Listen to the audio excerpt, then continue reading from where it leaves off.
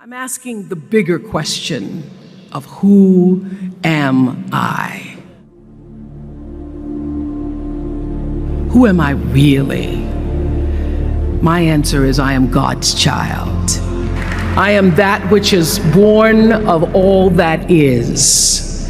I am, as Pierre de Chardin said, a spiritual being having a human experience, come trailing the breath of the ancestors yet, but trailing the breath of the angels, and understanding that because I am connected to the source of all that is possible for me. And what do I want?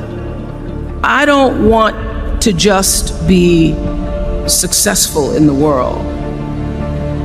I don't want to just make a mark or have a legacy.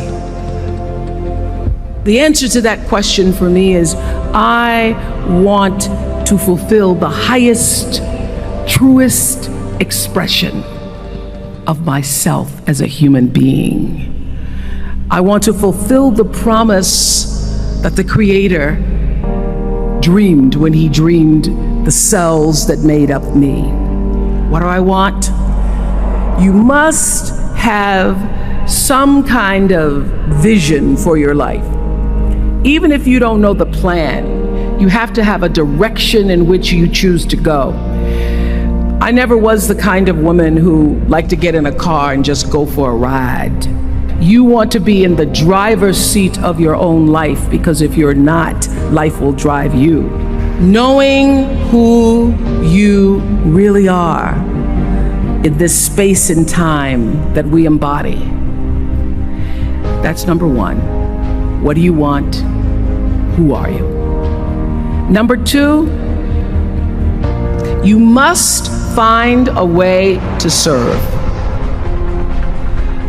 Martin Luther King said that not everybody can be famous, but everybody can be great, because greatness is determined by service.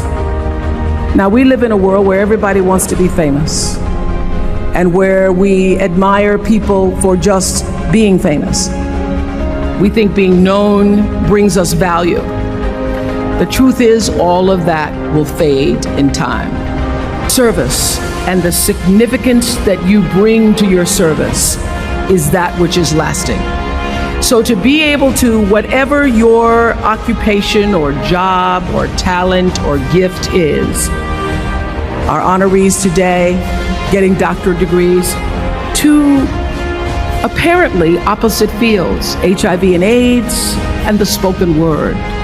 But what they have in common is service, using the spoken word in service to community and the world, using your knowledge and information about HIV and AIDS and medicine in service to the world. And if you look at all the most successful people in the world, whether they know it or not, they have that paradigm of service. Service through medicine, service through art. Using whatever it is you produce, your product, as a way of giving back to the world. When you shift the paradigm of whatever it is you choose to do to service, and you bring significance to that, success will, I promise you, follow you. Be excellent. Let excellence be your brand. Everybody talks about building a brand. I never even knew what that was. When people say, you're a brand, I would say, no, I'm just Oprah. What I recognize now is that my choice to, in every way, in every example, in every experience, to do the right thing and the excellent thing is what has created the brand. Years ago, I did an ad for Revlon for an ad they were doing called Unforgettable Women. And what I know is that when you are excellent, you become unforgettable. People remember you. You stand out. Regardless of what it is, you become an unforgettable woman. And that is what we all want. We want to be unforgettable and not forgettable. So doing the right thing, even when nobody knows you're doing the right thing, will always bring the right thing to you. I promise you that. Why? Because the third law of motion is always at work. For every action, there's an equal and opposite reaction. That is so true in all of our lives. Everything you even try to do to me, already done to you. So you don't have to worry about revenge or getting back at somebody, making sure they pay. You just have to do the right thing, and the right thing will follow you even when people don't support it. I remember many times on my show, there are many shows y'all never saw. And the reason you didn't see them is because I got the last vote. The most important thing I have come to know in doing the right thing and making the right choices is understanding what we talked about yesterday. All of you leaving here have the potential for enormous success. There's a price that comes with that. People don't always like you, and they're not always happy for you.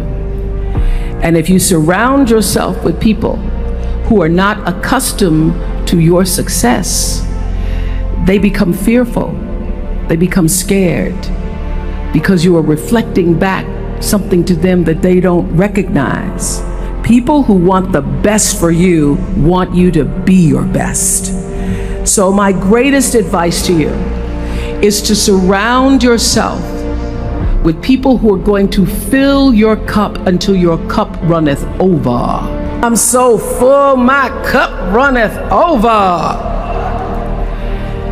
And to know that once your cup runneth over, you cannot spend your life with your gallon-size offerings, offering them to pint-sized people. You have got to surround yourself with gallon-sized people who can hang in the same company with you, so that you're not offering your gallons to those little pints out there who can't hold it anyway.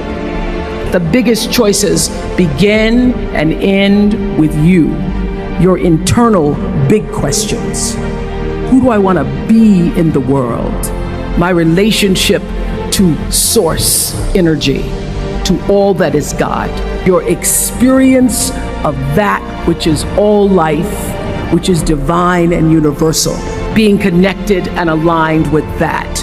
When you are tuned in and charged into that, whenever you feel empty, you go inside yourself and you connect to the source, and you know that all things are possible.